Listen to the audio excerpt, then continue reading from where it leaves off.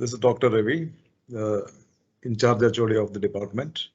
It's a very good morning, good afternoon to all students, PhD scholars, colleagues, and guests. It gives me immense pleasure to welcome you all to the panel discussion. This is the first program organized under the China Studies Center, and I'm very happy to welcome all of you to this program.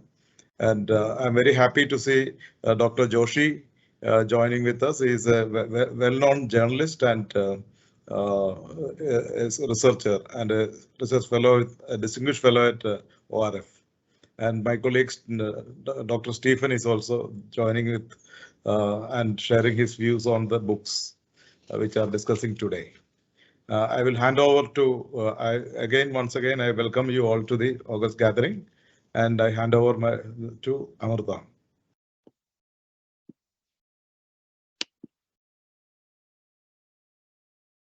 Thank you very much, sir. A very good afternoon to everyone. I would like to welcome Dr. Joshi, who is joining us from York today. The discussion today is titled India-China Boundary Dispute, Contestation and Coexistence.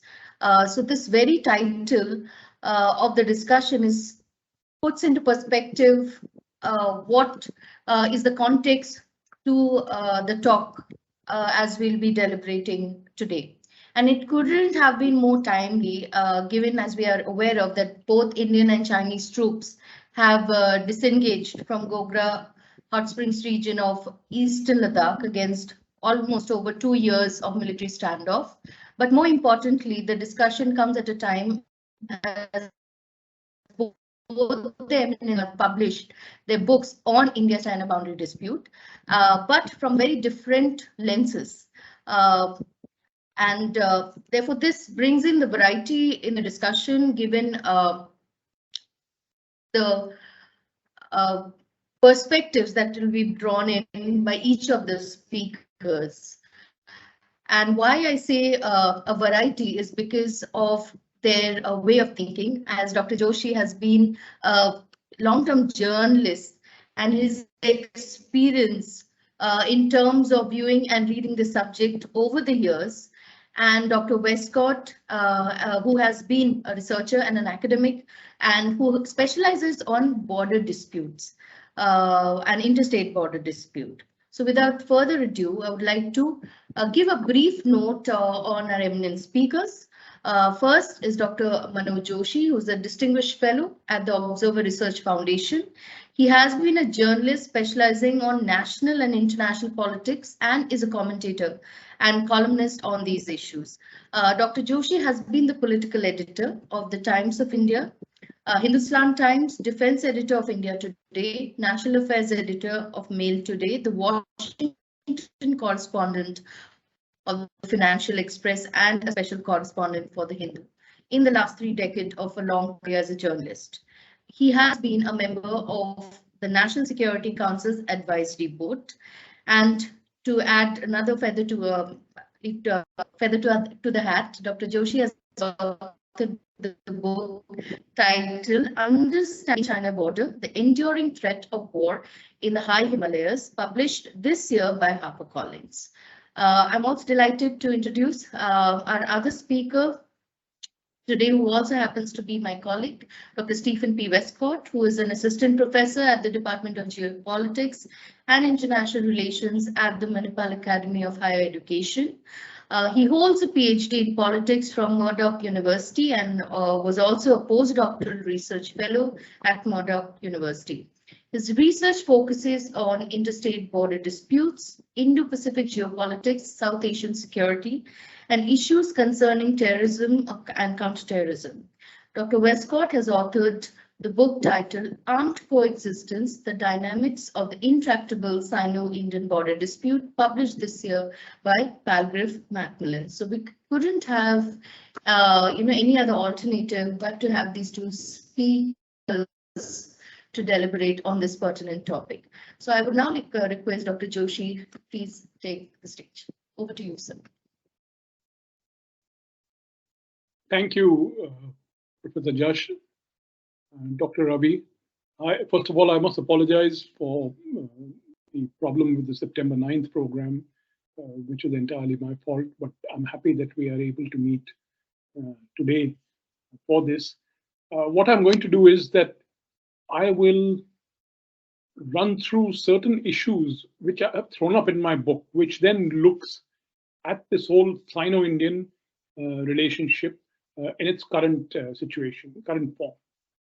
Now, I think, let me be clear, my work is a journalist's work. This is not an academic study to be read only by specialists, but it's actually aimed at the average intelligent reader who may be interested in Sino-Indian relations. So the first question I would pose to myself is, what really happened in Galwan in June 2020? Now, in April 2020, well, before I start, can I ask Professor Josh, just how much time do I have to make my remarks? Yeah, sorry. So it is around 15 to 20 minutes that each speaker gets. Oh, okay, fine. I think I'll take hopefully less than that. So in April 2020, in a sudden move, the Chinese took up positions in 5 so-called unheld areas in eastern Ladakh. When I say unheld areas, you see with a 4,000 kilometer long line of actual control in inhospitable, very high mountain areas, it's simply impossible to police every part of it. So there are certain areas where the troops patrol and they go back, and they can only patrol sometimes maybe 1 or 2 months of summer, and then they return to their bases. So the Chinese, they occupied these 5 unheld areas and they massed forces near the line of actual control. These unheld areas are areas where in the line of actual control, now as you know that the line of actual control is just a notional line. It's not drawn in any map which is acceptable to 2 sides. Both sides dispute the border.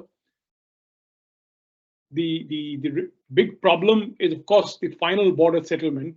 But before that, we already have issues with regard to the line of actual control. That is the line which both claim is what they are controlling at any given time. Now, in essence, what the Chinese action was that they blockaded India from patrolling certain areas of its claims in the Depsang area, in Galwan, in the Kograng River Valley, Pangong So, and Charding Nala. The problem is, now you're all sitting in this room, so the problem is that if the Indian side says that the border is in the front part of the room, the Chinese say it's at the back portion of the room. So in 18 or 20 places in the border, this problem is there. The Chinese say, the Indians say it's in the front portion, the Indians say it's at the back portion. And what happens is that both sides patrol the room. Both sides patrol the room.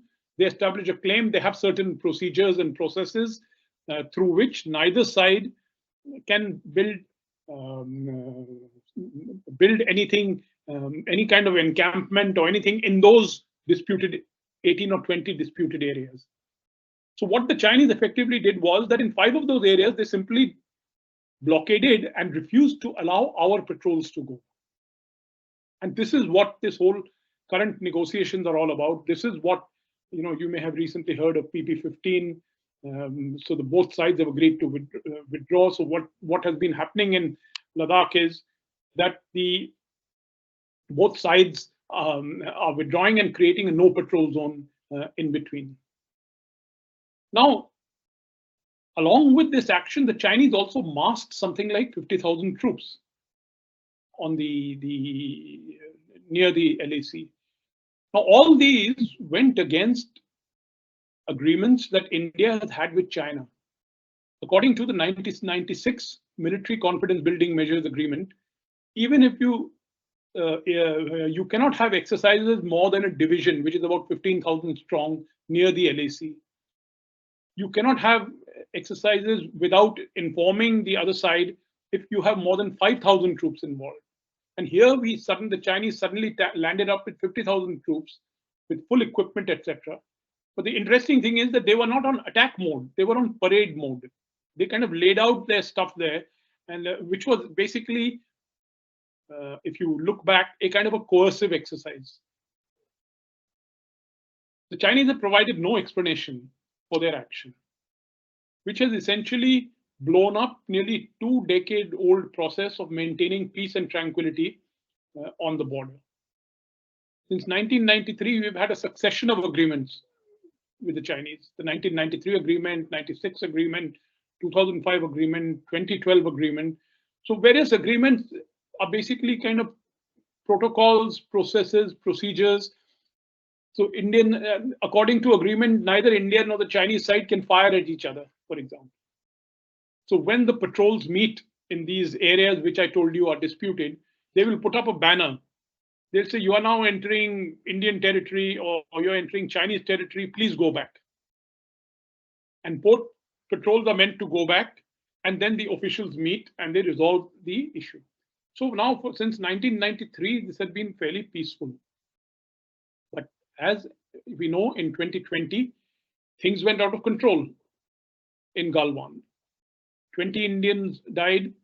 Reportedly, 4 Chinese died. We don't know if more of them died. But it created a huge chaos. And yet, the interesting thing is no guns were fired. They fought with each other with rocks and stones. And most of the people who died of hypothermia, which is of the cold. Because even in June, it is terribly cold in that particular area. So as I said, the Chinese have given no explanation for this. But we can see 2 drivers for the Chinese action. One is an effort to coerce India, and coerce India in relation to India's other relationships, let's say with the United States or with the Quad, etc. Basically saying whatever relationship you may have with the Quad, but remember this border is where the problem is. And number 2 goal was to iron out the line of actual control in their own favor. In certain areas, that's a long story. I don't want to get into this whole line of actual control, what it is, how it was created, but they wanted to iron it out in their own favor. And of course, as I said, in the process, they violated several agreements that they've had with us. And that is why the Indians have taken the stand that unless this border unless you turn back the clock, we cannot have normal relations. So the second obvious question that can be posed from here is, why is this border contested? Now in 1950, you had 2 new republics, meaning, the People's Republic was announced in October 1949, and the Republic of India was announced on 26 January 1950. Within months of each other, 2 new republics came up. And that whole border was not delineated. In fact, in a white paper, which was tabled in Parliament in New Delhi in 1950, when we became a republic, there was a map. The map shows the border from Kashmir down to Nepal. There's nothing there. Meaning it's a blank. It's a blank. Now, stretching for 4,000 kilometers, it was an uninhabited high mountain area which had not even been mapped. Many of the areas, even then, we had one name for it. The Chinese had another name for it. There was no effective mapping. So often the claims had little relationship to the ground situation.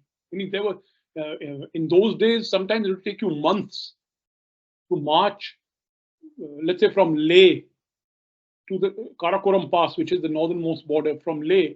It would often take 3-4 weeks for the soldiers to march. There were no paths and roads. Now, what it really required was the 2 sides should sit together, negotiate a delineation, because many countries who became newly independent, they sat down, you had to have negotiation, delineate a border, and jointly demarcate it.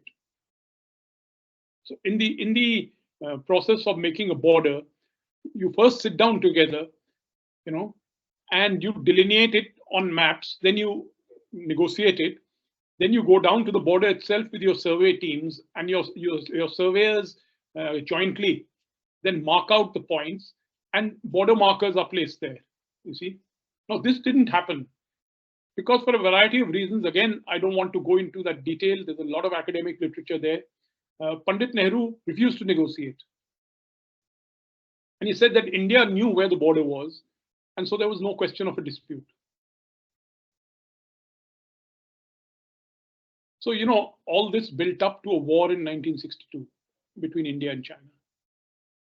And I don't have to tell you, because I think it's still very much part of Indian contemporary history, that India suffered a terrible defeat in that war, and that trauma still haunts us.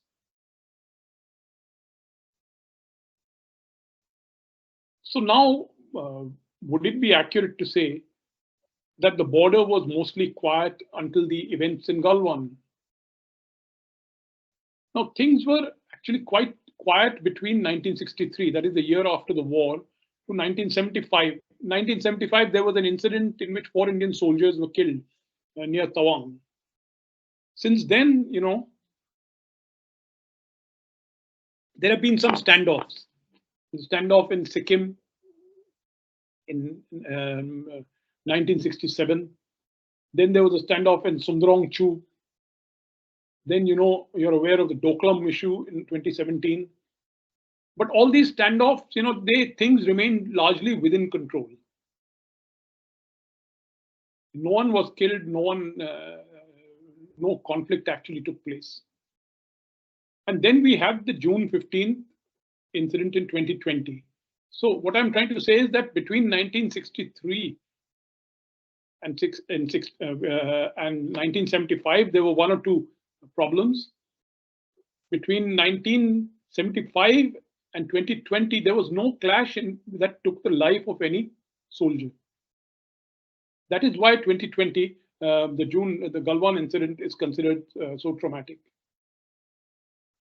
Now, after the 1962 war, communication with China only began when Atal Bihari Vajpayee, he was External Affairs Minister in 1979, he visited Beijing. And official talks started on the border. We started talking to them. In 1988, Rajiv Gandhi decided to be the first Indian Prime Minister to visit Beijing since the war. And he said, let us try and normalize relations. Rajiv Gandhi, during his prime ministership, there were many established ways of doing things were changed. He was a man who took bold decisions. And he said, no, let's go to China. His advisors advised him against it. So he went there. And as a result of this came the 1993 agreement. This 1993 agreement is known as the Border Peace and Tranquility Agreement, BPTA, Border Peace and Tranquility Agreement. And this is fairly detailed, you see. And in 1996, there was a companion agreement on military confidence building measures. And so all these 2 agreements together, if you read them, they're quite a fascinating document. They actually build down the threat of war along the line of actual control. And they did, to great measure, succeed. So now, the next question is there a reasonable settlement to this border dispute?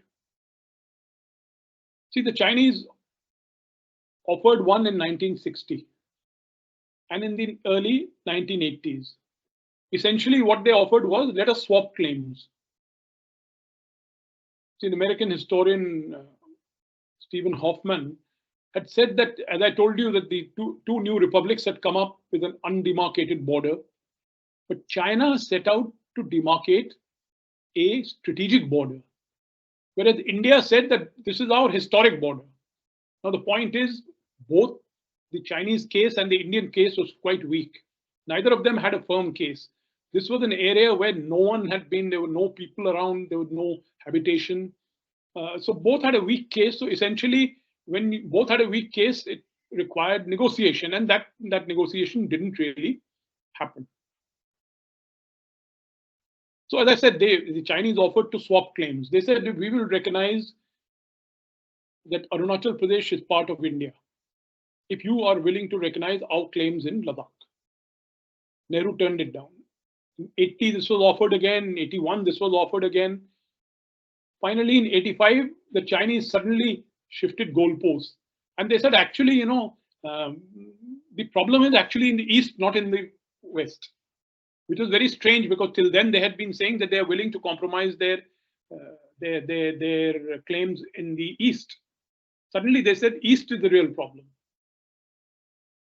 So, and that is there has been their position since then. Now, in the reality, of course, is both India and China are nuclear weapons powers. Neither can force their claims on each other beyond a point. They can't make war, conquer the other country, force the country to accept it, because they're nuclear powers. There will be a devastation. There will be a devastating outcome.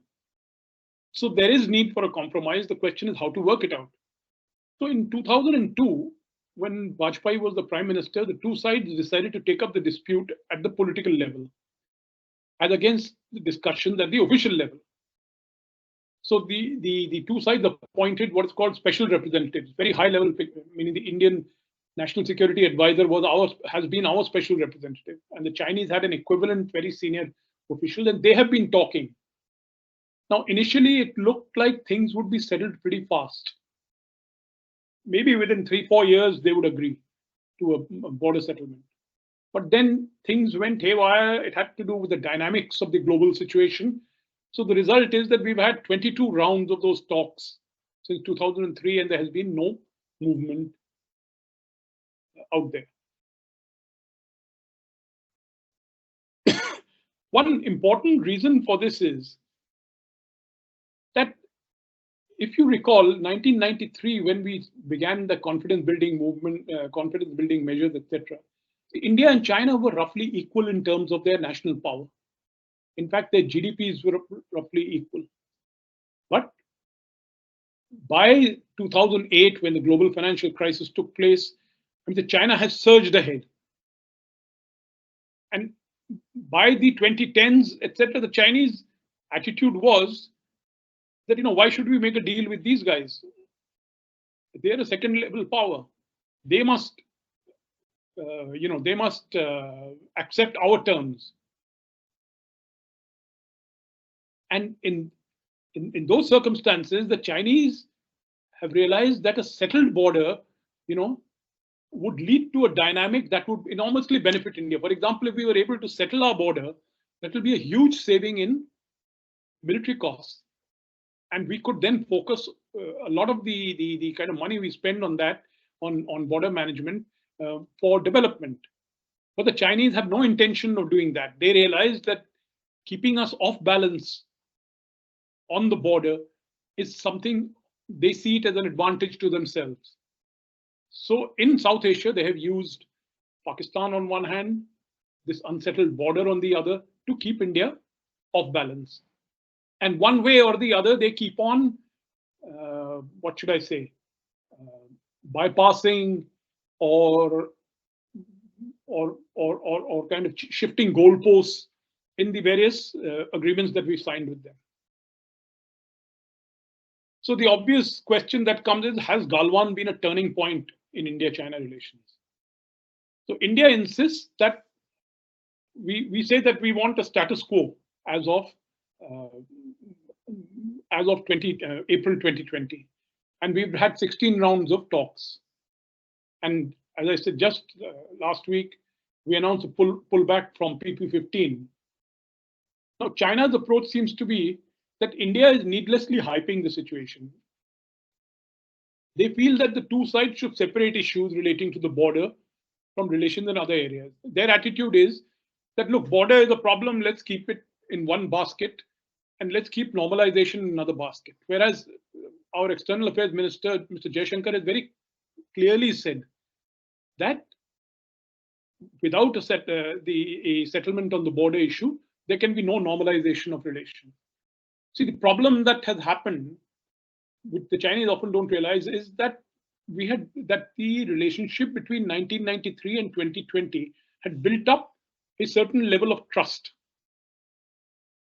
And that trust is what has now come apart. So we cannot trust the Chinese that they will not again shift goalposts, because they've done it all the time. And so we can't talk of new confidence building measures until we figure out what happened to the old ones. So the new moves that are there, the so-called no patrol zones, they're kind of like a band-aid at best. And so far they're only taking place in the eastern Ladakh, not in the eastern sector or the central sector. So finally, the question is there a danger of war in the Himalaya? I think very much so. Because let's not, fool ourselves. The entire LAC is disputed. Until 2020, we believed that we had calmed down the situation, peace and tranquility. That is the agreement of 1993, peace and tranquility. We knew how to maintain it. But now we know that that's not true. Many in India have thought that, oh, our border is quite stable. Because after all, that control Pakistan, there used to be constant bombardment and crossing the line, though the line is very well defined. The line is very well defined in maps and also been demarcated by the two sides. But here is an undemarcated, undelineated line of actual control, and it had been quite peaceful. And yet, as I said, the Chinese had the nasty habit of shifting goalposts. And we cannot forget that, even today, the Chinese claim all of Arunachal Pradesh. They now even call it South Tibet. Now, since 2017, they have begun a massive build-up in Tibet, creating billets for troops, new heliports, hardened facilities in air bases, etc. And India has also reacted by shifting the orientation of its army northwards, from the Pakistani orientation, shifting it northwards. So yes, the danger of war is there and will remain till the dispute is settled. Just because sometimes the border has been calm, that doesn't mean that the problem has gone away. It's very much there with us. So I'll just conclude out here and then maybe take up questions from you guys. Thank you. Thank you very much, sir, for that very pointed and objective way of putting the dispute. And now I'd like to request Dr. Stephen P. Westcott to give his perspectives on the boundary dispute. Over to you, Stephen. Thank you, Amrita, and thank you, Dr. Joshi, for your insights and perspectives on the Sino-Indian border dispute and the key developments that have happened since both countries have become independent. My research has taken a slightly different bent to it over the past couple of years. I first approached this topic way back in 2014, 2015 with a key question, especially as an outsider. I wanted to know why exactly the Sino-Indian border dispute had become intractable. Looking at the dispute again as an outsider, I didn't have any strong passions towards either side's claims, but what I saw was a seemingly banal dispute. We had the territory itself was relatively valueless, for want of a better word. It's pretty remote for both sides. It's effectively barren. There's very little in the way you can grow in terms of or export in terms of resources, and very few people live in there. Even in Arunachal Pradesh, it is a relatively minor portion of the Indian population. And functionally, nobody lives in the Aksai Chin region in the west. So we couldn't rely on the usual explanations that this territory is valuable to the two sides. The other question is, was there some major historical wrong, or was there some major historical claim that was being disputed here? And again, as Dr. Joshi himself just mentioned, no, both sides had pretty weak historical claims to this territory, and there was virtually no state presence from the two countries' predecessing states prior to this. And there was also, especially during the first decade or so of their relationship, very little in the way of overt or proactive forms of aggression from either side towards each other. So this wasn't being used necessarily as a bargaining chip. So my whole question was, why is this dispute proven so hard to resolve? When turning to the general literature on interstate border disputes, it's actually surprising that there was very few studies that are being done on intractable border disputes at all. Most of the studies were looking into factors such as why they emerge in the first place, why they tend to lead to wars, and why they can become resolved, or under what circumstances they can and or should become resolved. There was very little discussion or exploration as to what happened in the meantime. So basically, I was left to try and devise my own theory and explanations that I could apply to the China-Sino-Indian border dispute, I should say, to explain what is going on here and ideally potentially predict what will happen going forward. So what I saw here is that when countries need to start approaching a border dispute, they effectively have three types of policies they can choose. The first one is they can escalate a border dispute, obviously. They can try to provide for more asserted claims. They can try to seize territory. They can outright invade another country and actually take the land. Alternatively, they could try other means of coercive measures like actively threatening the other country, providing sanctions and the like. A second option they can choose is, of course, compromise. That is to say, they try to offer ways through which the country can become resolved. It's very rare that a border dispute is resolved by one side completely capitulating to the other. There's usually some degree of give and take. So where exactly the compromises are drawn really depends on the state and the territory in question.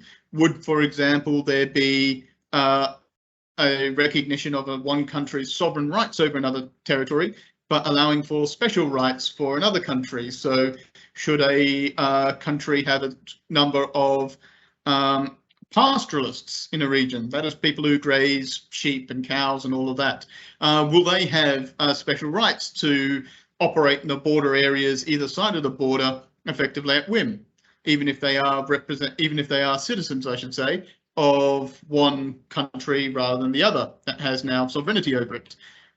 Will they agree on some form of territorial swap? Will they exchange some other way? So would one country have to pay the other country for recognition of sovereignty? Those sorts of dynamics are potential options for a state. And the third basic group of policies that a country can pursue are those which we would call status quo policies. That's to say, neither side wants to move much on the border or potentially change the situation as it is, usually with the idea that they can get a better deal further on down the line, or with the expectation they can get a better deal down the line, I should say. So these types of policies, for example, you can have them at their most placid, so you could be ignoring the border dispute completely, but more typically they end up being something along the lines of the countries maintaining their territorial claim but not doing anything about it, or simply patrolling in the vicinity or engaging in negotiations and then dropping those negotiations. The China-India border dispute is actually relatively interesting as well, as it is a case study in which the two sides have been consistently negotiating without any actual progress being made. Most countries, when they're engaged in such processes, would, finding themselves at an impasse, decide to shelve the negotiations for a later date and take them up perhaps in another decade or two when they believe the situation has shifted in some way. That's not what we've been seeing here, at least since the 1980s.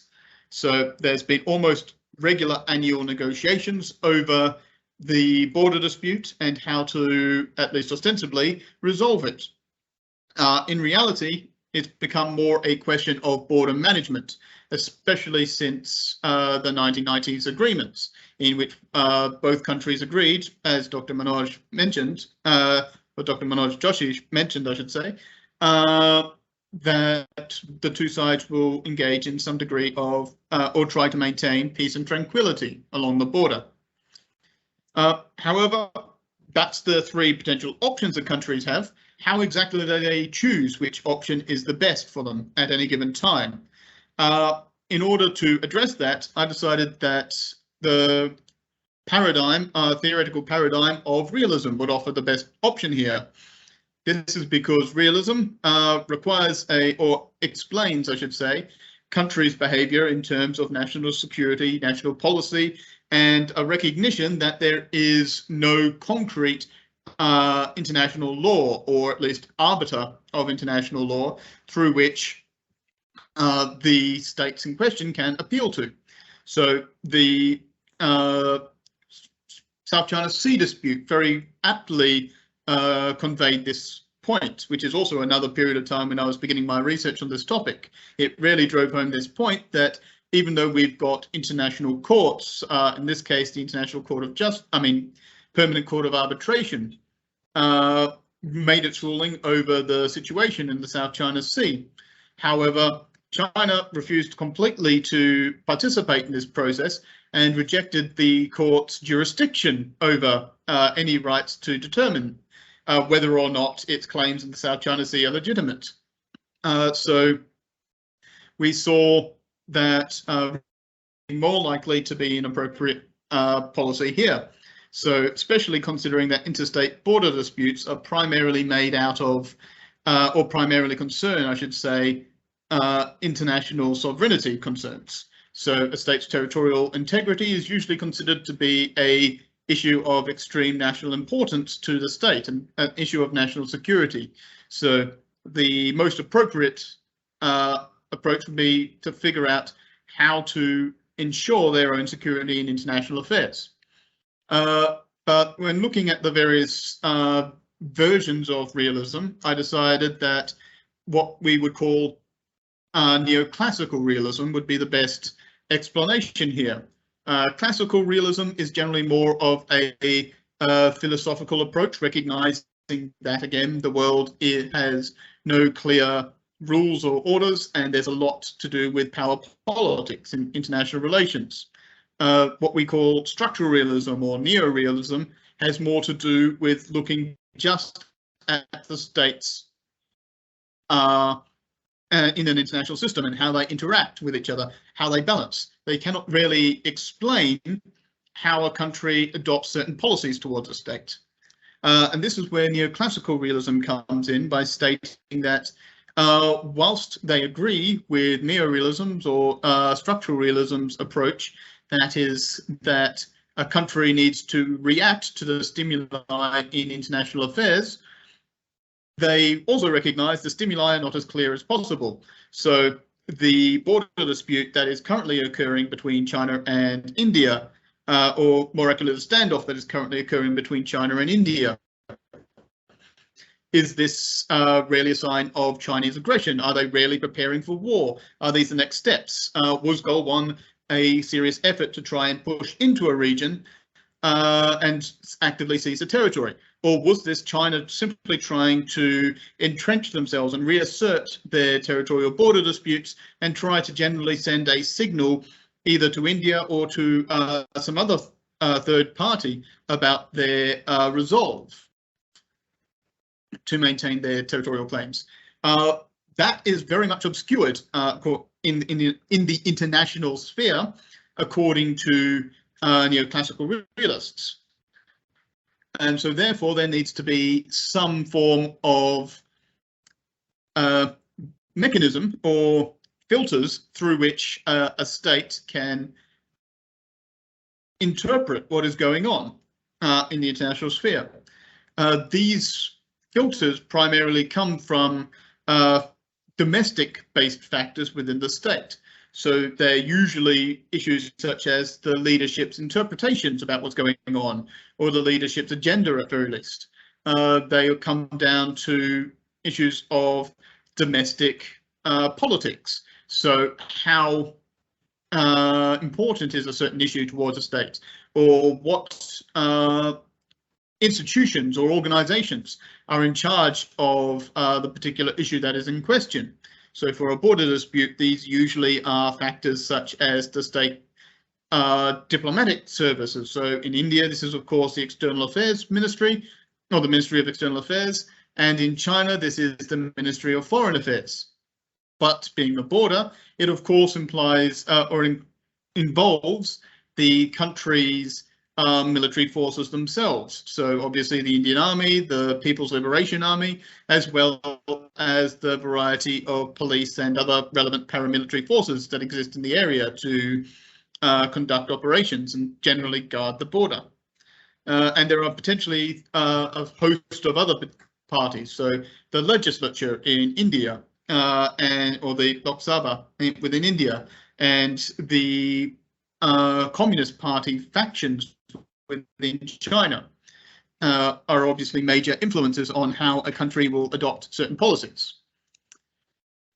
And of course, we have factors such as the international, more accurately, the national security concerns, geostrategic positioning and its context is. So is it currently operating in a hostile environment? So is it engaged in major wars or a major rivalry with another state? Is it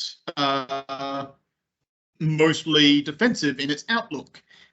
Is it territorially starved for strategic depth? Those sorts of factors will often also help a state interpret signals and stimuli it's receiving from the international system.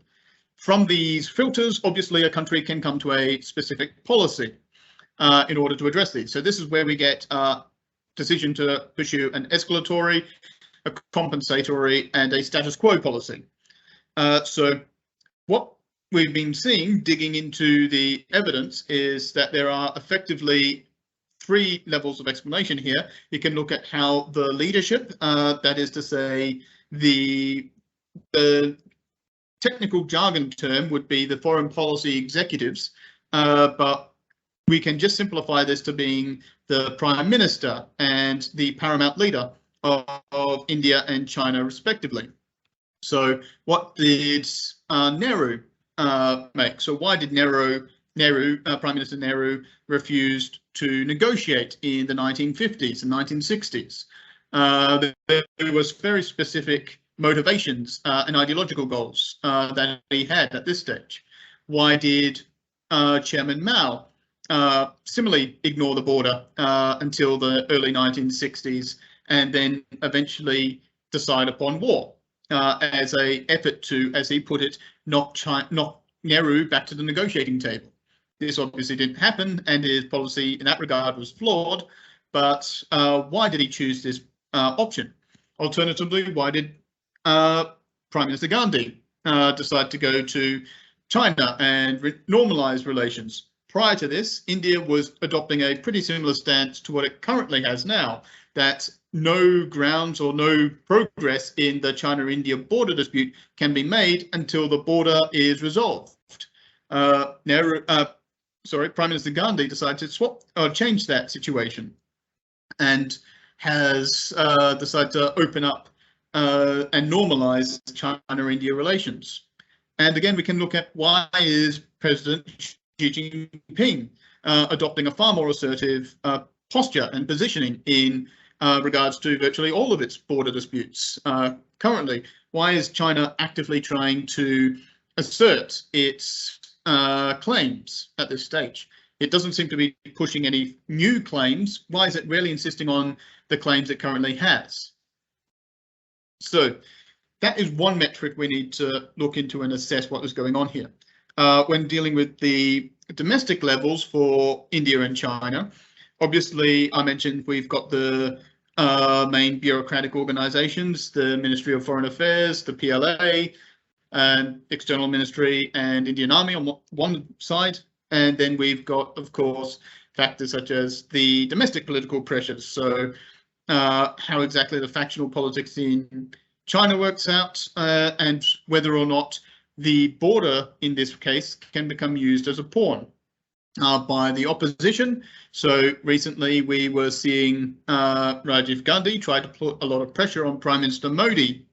Not Rajiv Gandhi, sorry, Rahul Gandhi, try to put a lot of pressure on Prime Minister Modi to discuss or to really basically exploit and provide a alternative means for the domestic opposition to have a focal point and put pressure on the BJP government, saying that you claim you're tough on national security, but China's walking all over us. That sort of dynamic is often used and exploited by oppositions. And to be fair, the BJP was doing effectively the exact same thing to Congress whenever they were in opposition.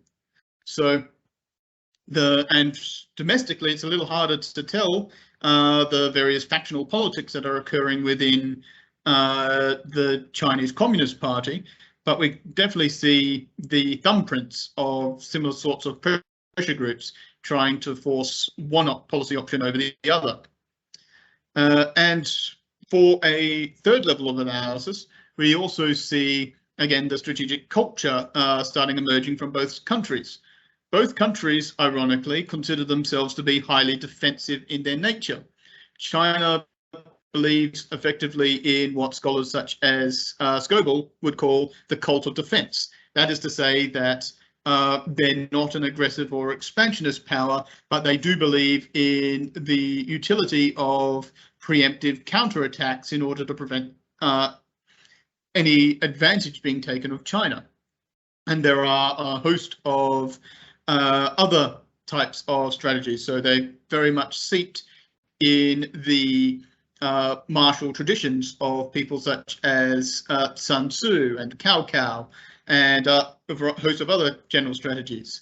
They usually have more Maoist flavorings these days as well, but the strategies and ideas are still very much the same. Try to avoid battle, maintain defensiveness, to maintain a defensive posture and a strike at weak points. Then we've got the Indian side. They've got a very similar defensive posture. They claim not to be concerned about outward expansions, at least outside of South Asia. They don't want to seize any territory, etc. They draw upon a martial historical tradition of people such as Kautilya and some of the general narratives in epics such as the Maharashtra and all of that, during which they often have a fair degree of emphasis on virtue in their discussions or in their approach towards at least explaining and justifying their policies. So this has often shaped how they view each country, in this case, has viewed the border. They see it effectively as their own legitimate claim, but therefore they are defensive. So any movement by the other side must inherently be aggressive, which is, needless to say, a not a counterproductive approach, but very definitely a one that is prone to misunderstandings very quickly. But when we're seeing how this plays out between China and India in their policy approaches, it usually means that compromise policies are off of the table. Initially, as again Dr. Manoj Joshi highlighted, China did attempt some compromise options. They proposed the territorial swap solution and eventually gave that up in the 1980s. Probably because they realized that India was not going to accept it. But and they've been very vague effectively since as to what alternative they're willing to propose. But the idea to propose a compromise solution basically came at that stage because the Chinese leadership under Mao Zedong did not see a clear utility in trying to push southwards. They were surrounded at all sides by what they viewed as enemies. So they had a falling out with the Soviet Union. They were facing still a lot of Western pressure, and now they were concerned that there would be problems on their southern border. So they tried to engage in a territorial swap. At this stage, there was not much pressure or independent activities from the PLA or other domestic institutions within China. So we saw the Chinese at this stage push for a compromise solution. However, on the other side, we saw again Nehru having a different issue. The border had become a major nationalist point within China, within India again, sorry. So Nehru was facing a lot of pressure for the first time in his political career from Parliament, especially looking at how to stand firm against communist China.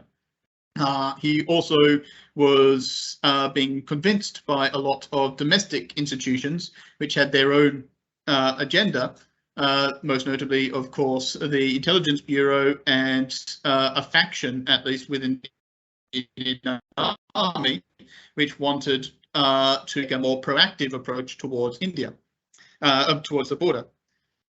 I'm assuming this is my time, so I'll just generally conclude from that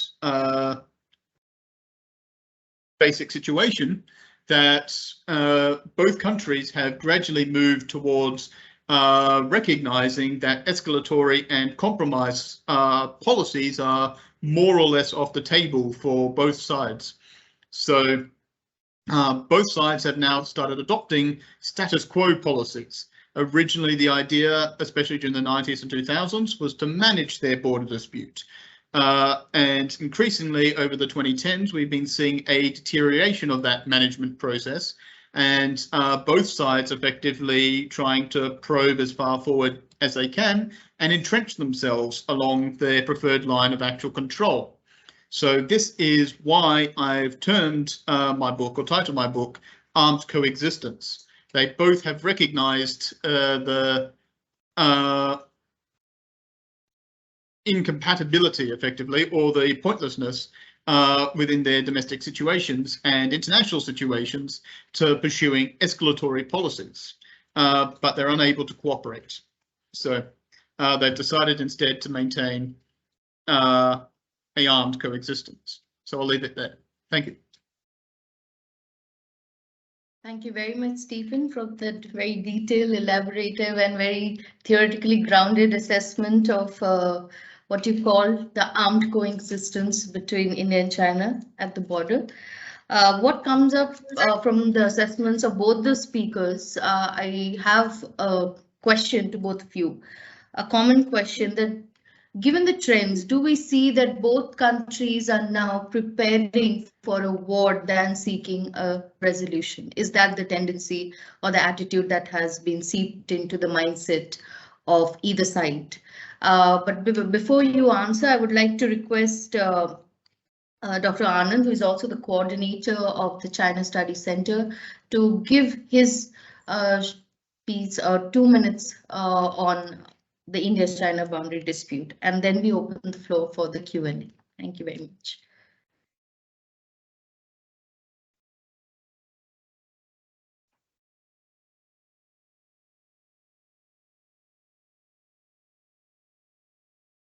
And kindly unmute yourself.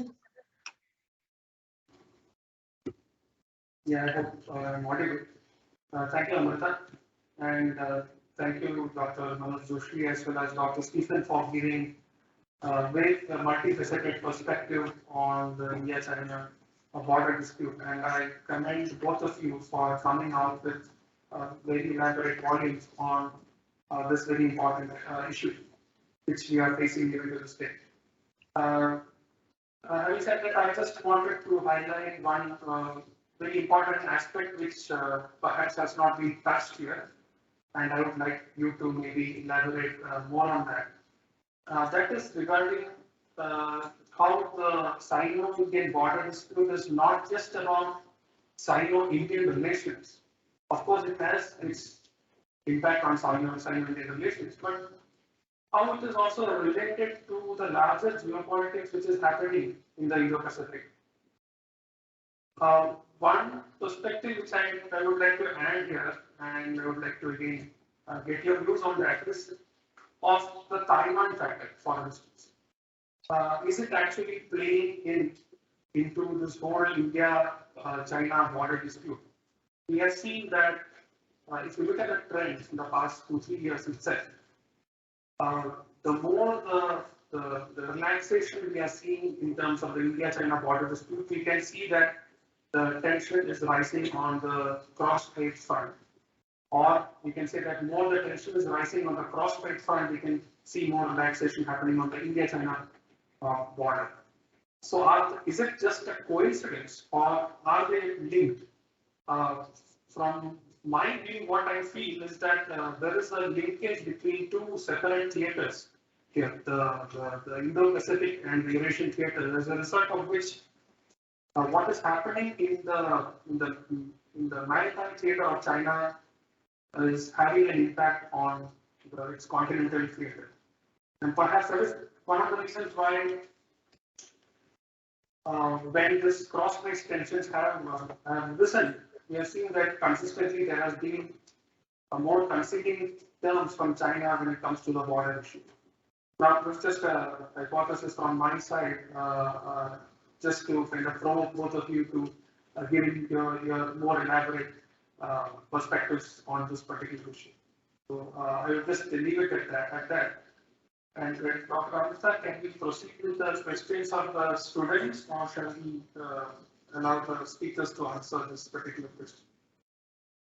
We'd request the speakers to first address these two questions, and then we'll open the floor for the other set of questions. Thank you.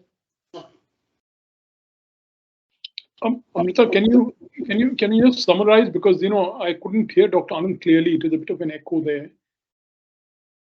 So there are two questions. One that I posed was that are both the countries now preparing for war than seeking a resolution to the border? And what Dr. Anand posed was that is this boundary dispute is more than just Sino-Indian relations, and it's about the larger geopolitics in Indo-Pacific.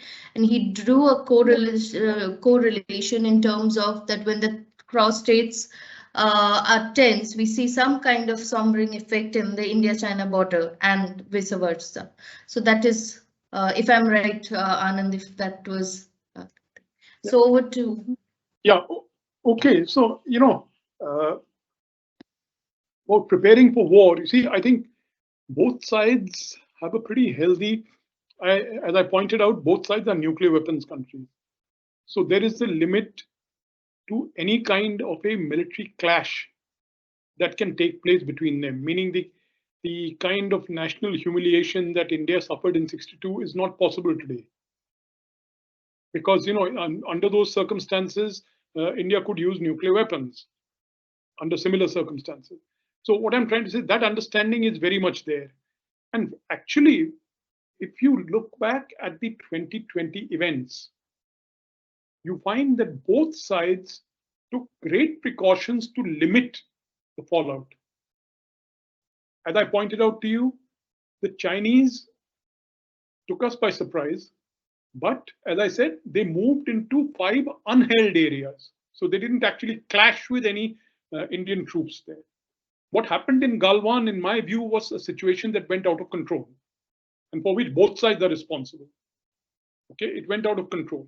But the intention of the Chinese was coercive rather than to attack the Indian side. As I explained to you, even the 50,000 soldiers that they massed near the LAC, they were out on parade, meaning they didn't take up combat positions. They were laid out, they had their encampments, they had their equipment.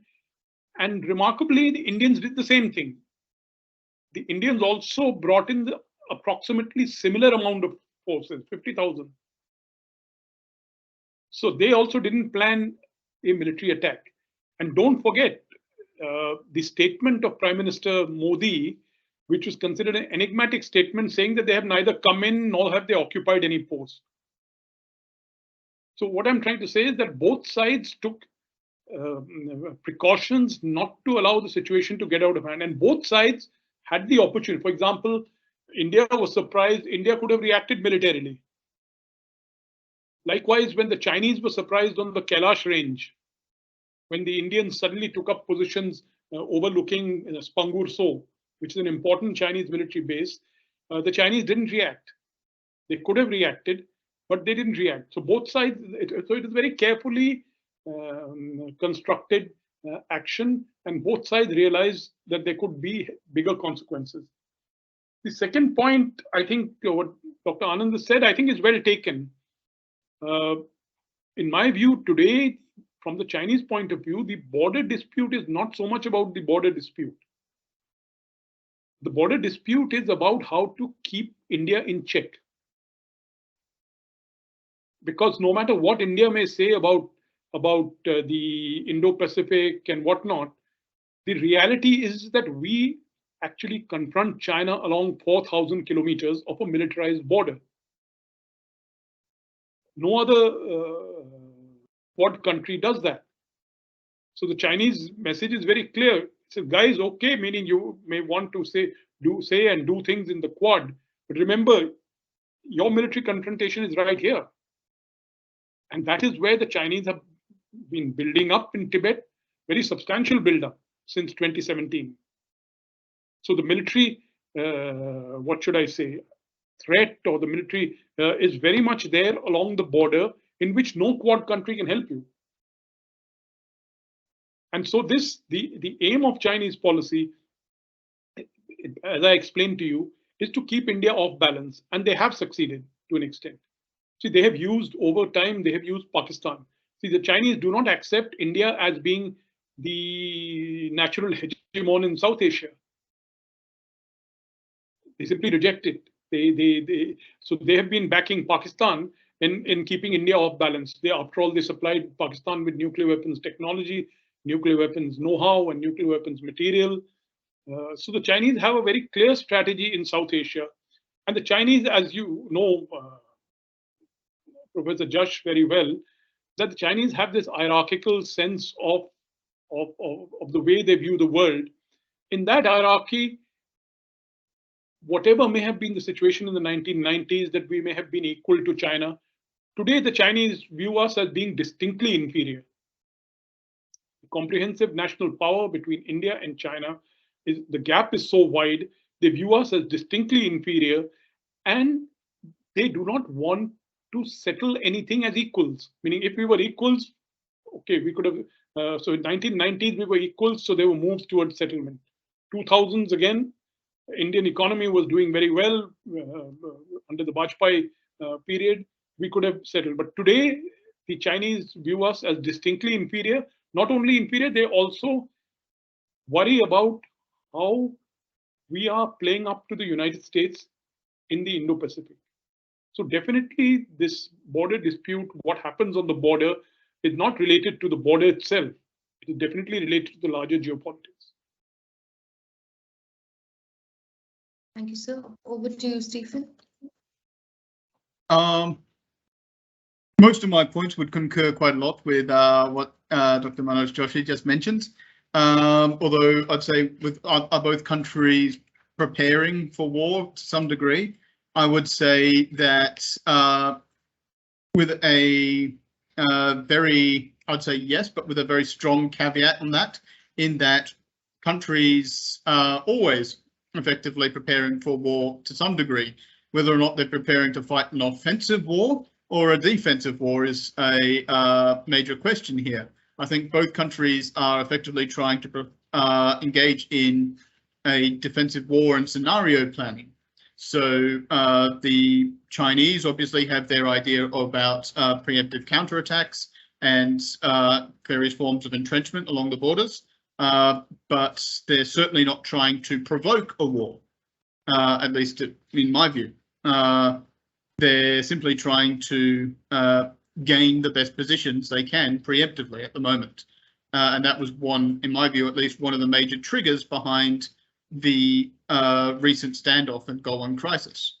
The Indians, for their part, again, still assuming a defensive war, but they've been increasingly experimenting, as I understand, with what they'd call bite and hold doctrines. So this was part of their idea of what they called cold start in the Pakistan frontier, but they've also been applying some of the main principles along the Chinese border with the idea being that they would advance a certain way, seize a chunk of territory, and use that as a negotiating chip to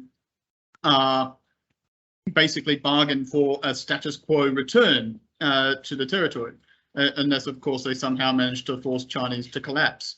But these at the moment are very much scenario plannings at the moment. So they're preparing for war in that regard, rather than actively and getting the relevant equipment they need to through military procurement and the like, developing high altitude weapons and vehicles, logistics, etc. But they're not planning for an offensive war, would be my understanding of what's going on here.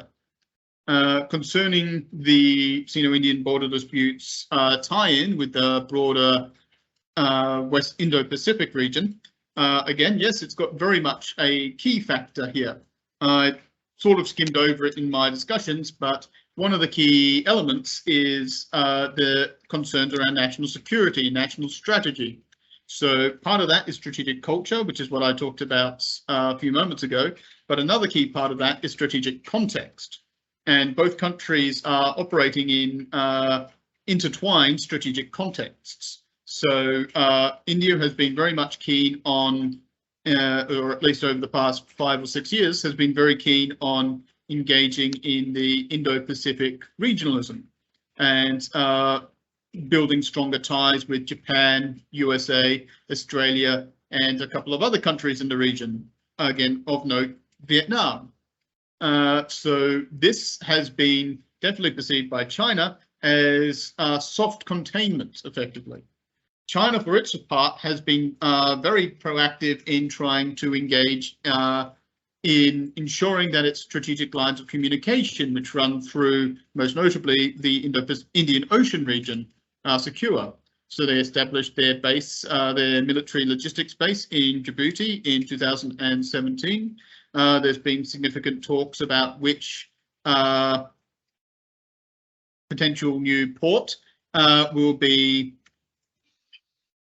so which potential new port will be developed next. Will it be Galwan? Will it be the port in Cambodia, whose names just escaped me again, etc. So these are all generally conceived by India as being a string of pearls through which to potentially strangle India and cut it off. So the border dispute in this regard plays into this broader strategy. It's just the area where China and India are able to meet directly.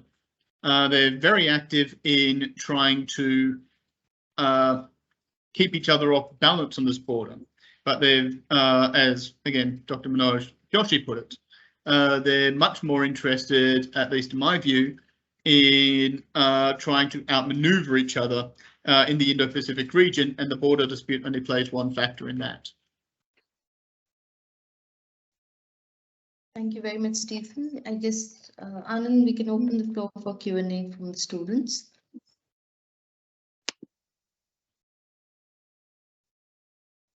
The floor is open to the students for questions to the panelists. They can please come to the stage and ask the questions.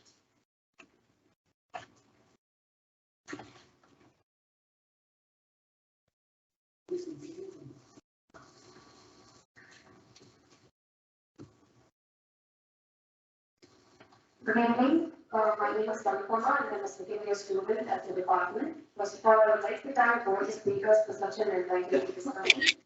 So, my question is related to the recent disengagement which is started in the Gowda-Wasp region. So, after around 16 rounds of toss, what are the factors you think led to this disengagement process? From what I read, many experts have said that the SCO summit, which is recently held, was the reason why President Xi Jinping wanted agreed to this disengagement process. So, what are your thoughts on that? Thank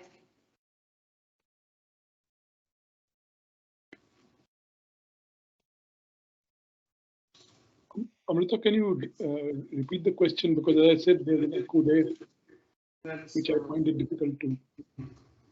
Anand, can you do that? Because even I couldn't hear on my Zoom, but there was not some clarity. If you can.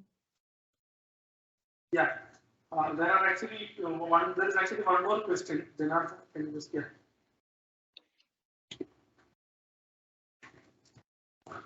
Thank you both speakers for your enlightening lecture. I have a very brief question. I think actually Dr. Stevens has said that the quality school is heading towards a status towards the opposition. So my doubt is, what is the role of the Chinese PLA when it comes to like deciding the siloing the border dispute? We know in India it's not a political leadership which is taking a stance on this, but I want to know what exactly is the People's Liberation Army eyeing towards it. And also, do you see it appears that the other side wants to normalize the border dispute? So I want to know your views on this. Thank you, sir. I think as of now we can deal with these two questions. One is on this current de-escalation at the Gogra Hot Springs area. Why is it happening now? Was the question of Anupama. The question of Janardhan is related to the role of the PLA in this whole process, in the process of this escalation.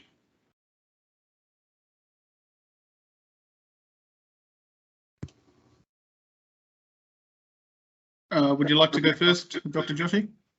You know, Amrita will have to repeat the question because that microphone, there is too much echo.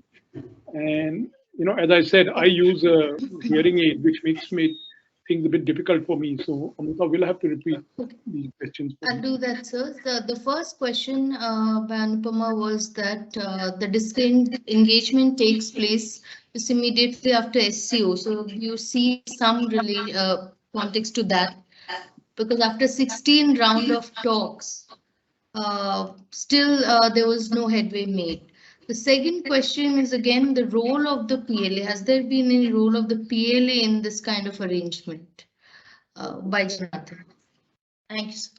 Okay, well, you know, the round of talks, you know, this is part of the, when we had the confrontation at Sundarong-Chu in 1987.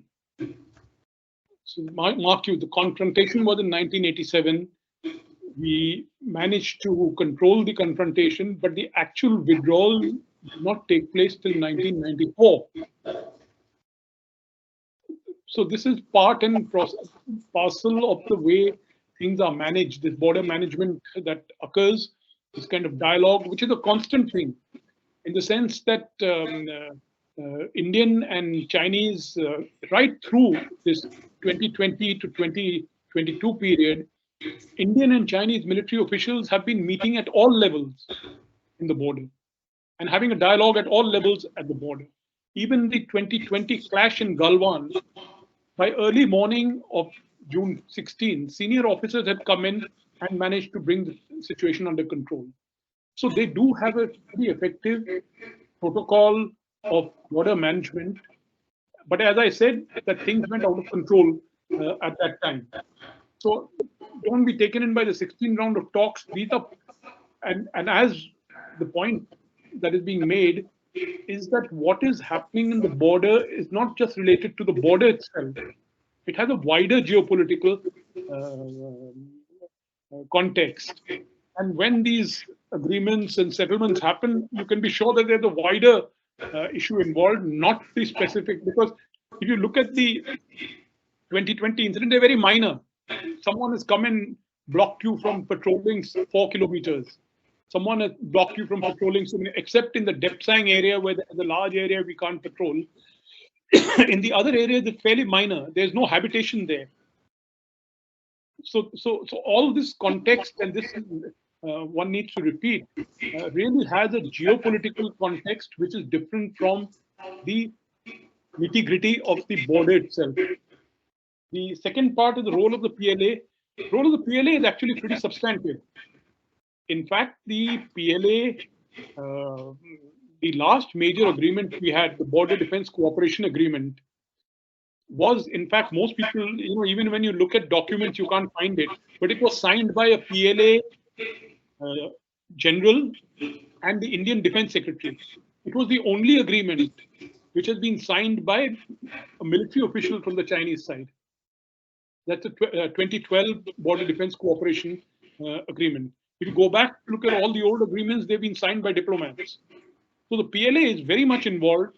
And I think we need to be very clear when, and you especially you students who look at international relations, when you look at different countries, they have different systems. They're not like yours. In China, you have a Ministry of Defense, which doesn't really matter. Ministry of Defense is more of a PR, public relations outfit. The PLA is run by the Central Military Commission. The PLA is the armed wing of the Communist Party of China. It is not the army of the People's Republic of China. And the Chinese make it very clear. They don't hide that.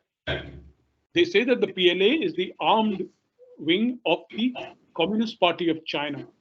The Central Military Commission, which is headed by Xi Jinping, is the one that really decides. And it's a very elaborate, you should study the Central Military Commission, it's very important. And as far as the Ministry of Defense is concerned, it doesn't really matter. So the PLA has its own unique status in Chinese society.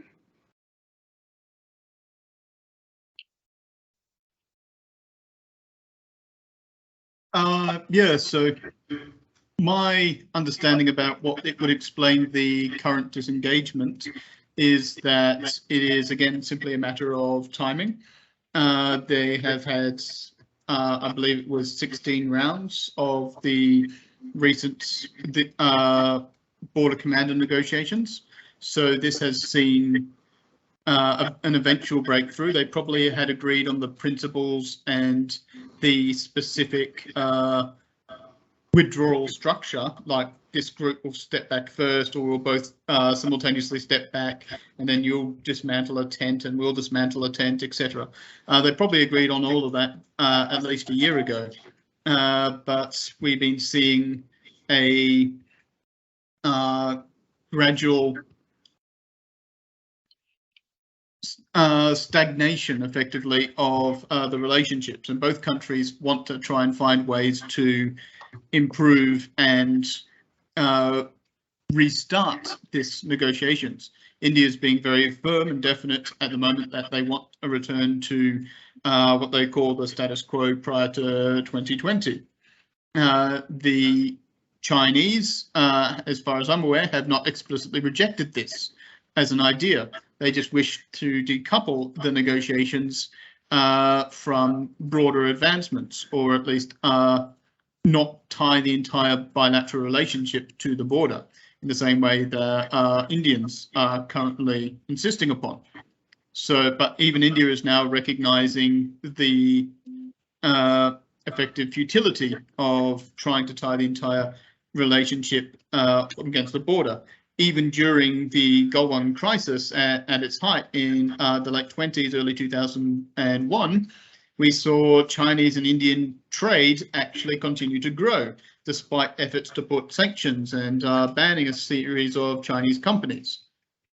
We've also been seeing it become harder and harder for China and India to politely ignore each other in major international forums. So obviously we had the BRICS summit earlier this year, in which the Chinese probably felt the need to throw India a bone, as it were, to try and get them to fully participate. We've also, of course, seen the Shanghai Cooperation Organization meeting, and recently we've been seeing the United Nations General Assembly meeting, in which India and China have been operating together in a number of forums.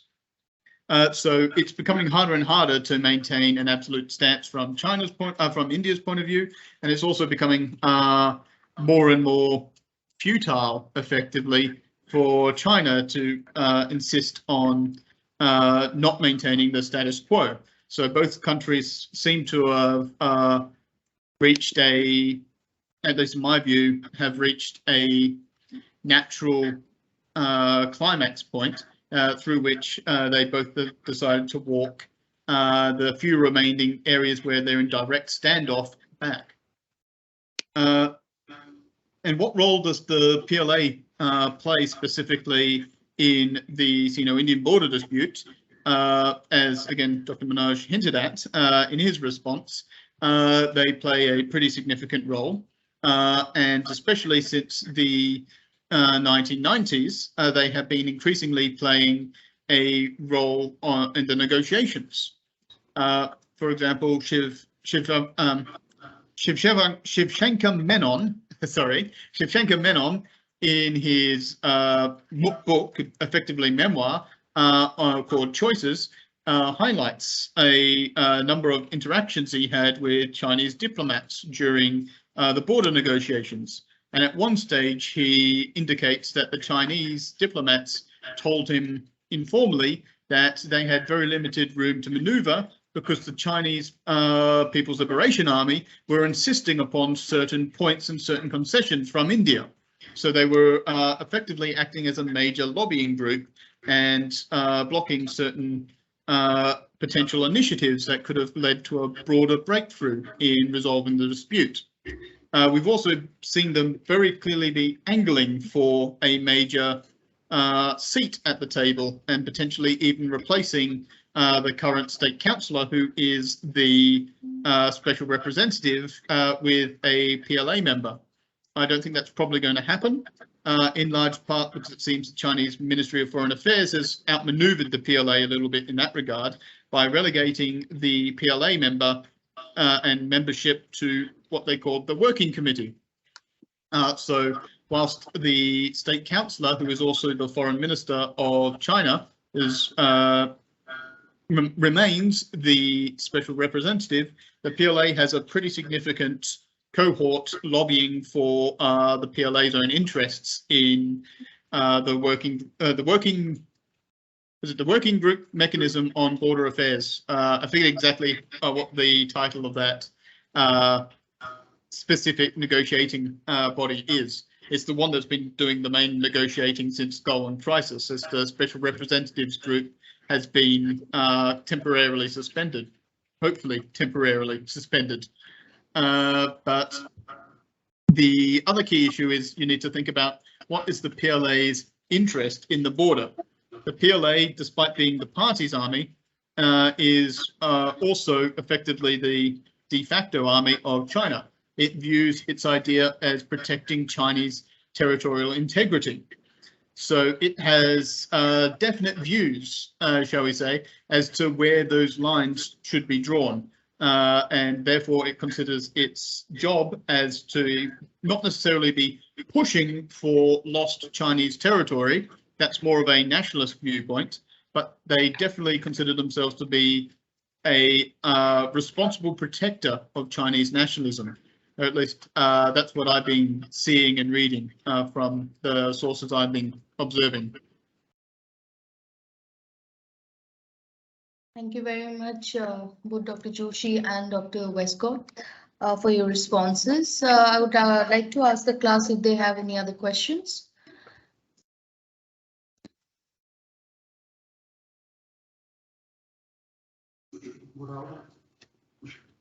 Good afternoon, sir. My name is Jan Navas and I'm from first year. I have a question to Dr. Manoj, sir.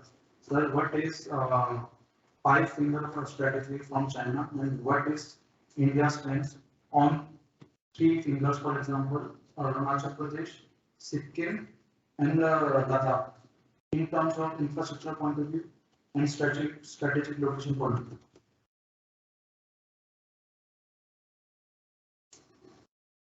Sir, the question to you is China's five fingers against India's three fingers in terms of the three Indian states, and how that is significant in terms of strategic advantage for India vis-a-vis China, if I got it right on this end.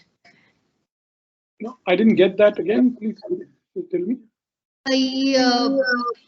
Jayant asked that, China has this five-finger strategy, Mao Zedong's five-finger strategy, and against India's three fingers in terms of, Uttarakhand, Himachal Pradesh, and Sikkim. So how do you see India having that strategic advantage, if any? Okay. Or relevance, for that matter? And can we have another question, please? Yes, ma'am. Good evening, Dr. Manoj and Dr. Stephen. Firstly, thank you for the session. My question to both the speakers is that given the growing closeness of Sino-Pak relations, do we see that in the near future, India might face a dual confrontation on its northern and eastern border? Thank you. Okay, I think that was quite Yes, clear. can you repeat, please? Okay. That is quite clear. Okay, sure.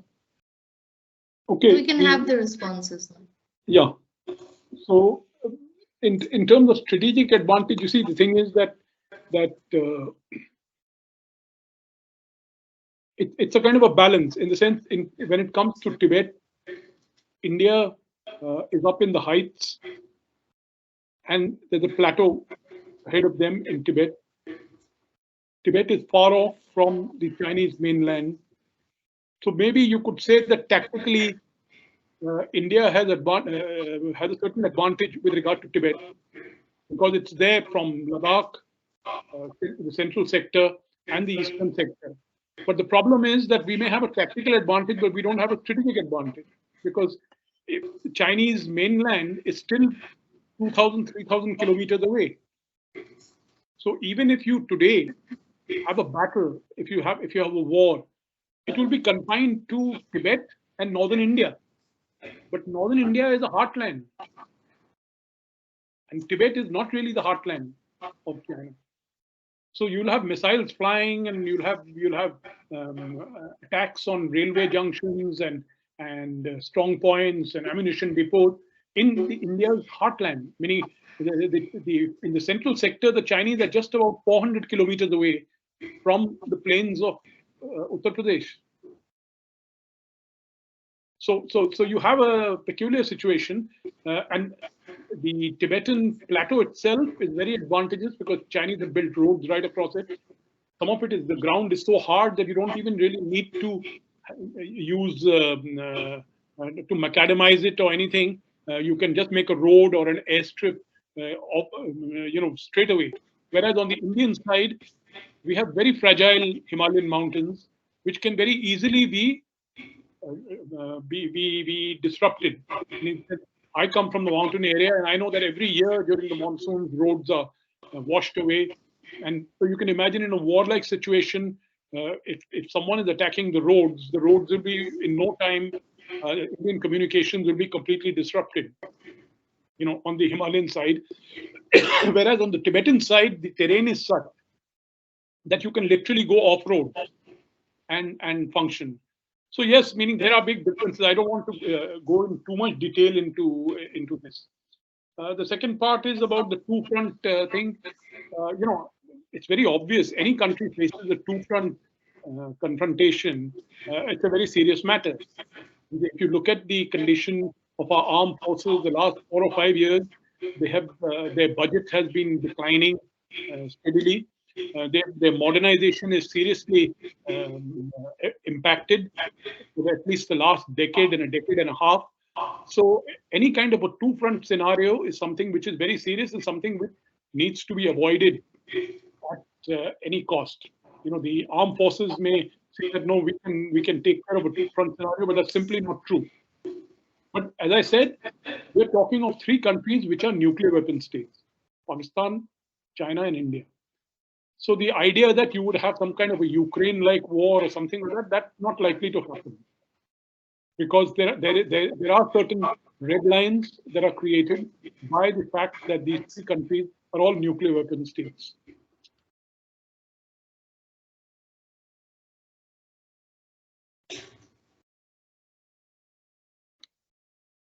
Well, I don't really have anything else to add with that, other than perhaps also concerning the two-front concept is that we should also remember that for China, whilst they're very much concerned about Tibet being their soft underbelly and India potentially taking advantage of that, their southern border is often viewed as more of a secondary theatre or potentially even an outright distraction to their main concern, which is trying to secure their eastern littoral. So trying to ensure that they've got enough strategic depth in the South China Sea and the East China Sea, potentially taking over Taiwan and resisting the USA's ability to encroach into this area.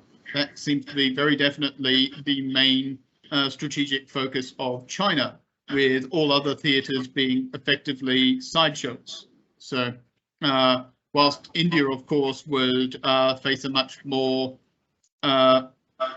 existential and pressing two-state scenario should China and Pakistan decide to launch some form of coordinated assault, the same can be said effectively for China.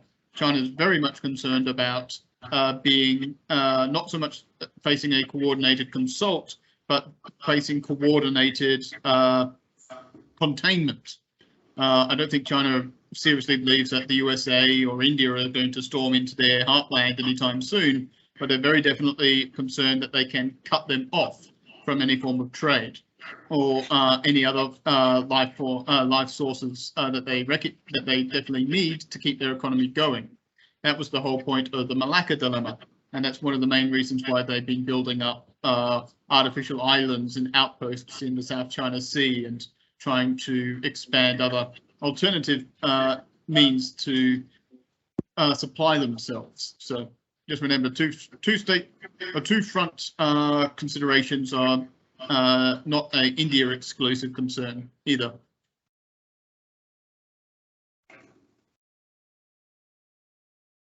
Thank you very much, Stephen. As we have overstepped the time, so I would close this Q&A session here. There's nothing extra to add from my end, but as I see it in a gamut, if not war, but definitely we are not, India and China are not coexisting peacefully anytime soon.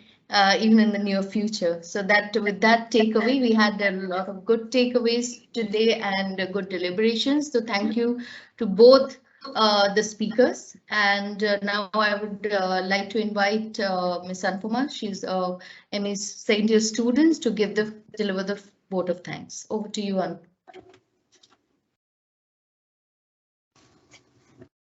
Good evening, everyone. It gives me immense pleasure to propose the vote of thanks for today's panel discussion on India-China boundary dispute, contestation and coexistence. On behalf of the Department of Geopolitics and International Relations, I would like to express my heartfelt gratitude to Dr. Manoj Joshi and Dr. Stephen Westcott for taking time off their busy schedules and participating in today's panel discussion. As Indian citizens and especially students of Geopolitics and International Relations, it is important that we are aware of the different contours of the Sino-Indian border dispute and ensure that all of us have benefited immensely from today's discussion, which highlighted a brief history of the Sino-Indian border dispute, the different negotiations across various points of time. It also concentrated on the recent Ladakh standoff and also how we could approach the issue from a theoretical perspective. I would like to thank the speakers for patiently answering all our questions. Thank you, Dr. Manoj Joshi. Thank you, Dr. Stephen, sir. And next, I would like to thank Dr. Amrita for moderating today's discussion.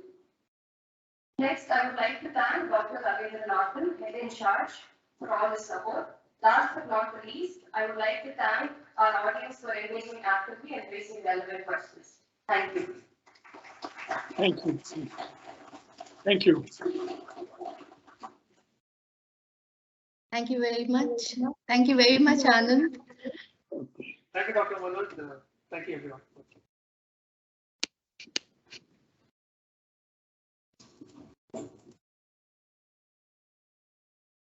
Later.